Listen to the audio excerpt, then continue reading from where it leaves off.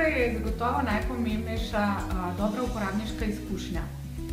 Ljudje, ki imajo privilegij živeti dobro arhitekturo, so zagotovo najboljši promotorji. Kajti živeti dobro arhitekturo je nekaj povsem drugega, kot jo samo opazovati od zunaj. Moje mnenje, kako arhitekturo približati, je predvsem z dobrimi vprašanji.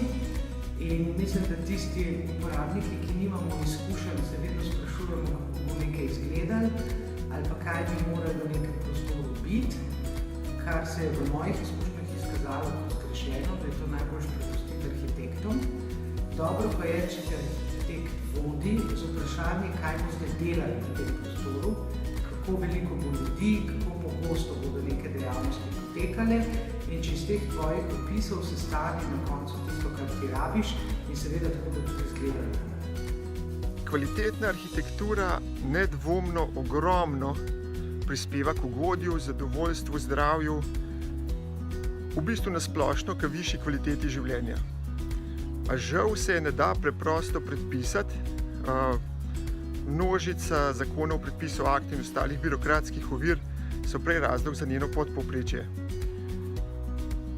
Osebno sem globoko prepričan, da k dvigu njene ravni lahko v prvi vrsti najbolj prispevajo le razgledani in osveščeni investitorji.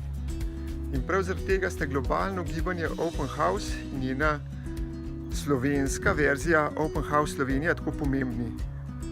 Ker ne samo, da identificirate in izpostavite kvalitetno arhitekturo, ampak tudi odpreta njena vrata in s tem najširši javnosti omogočita edinstveno prvoosebno izkušnjo, kaj kvalitetna arhitektura pravzaprav pomeni. Se pravi, kako približati dobro arhitekturo ljudem, bi rekla, da je treba ponuditi ljudem.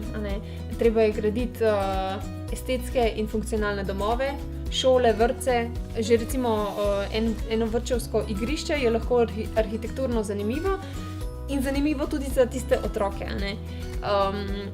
Se pravi, treba je arhitekturo približati ljudem na tak način, da bodo pozorni in jih povabiti, da se oni približajo k arhitekturi, k dobri arhitekturi. Vprašanje bi si lahko zastavili tudi drugače. Kako ljudi približati dobri arhitekturi? In odgovor bi bil tak.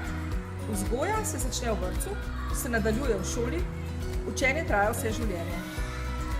Uporabnik oziroma naročnik naše arhitekture bi se moral naučiti izbrati arhitekta, moral bi se zavedati, da on sam ne ve vsega, moral bi razumeti, da cena arhitekture ni enaka vrednosti arhitekture, predvsem pa bi si moral želeti bivati in delati v dobri arhitekturi.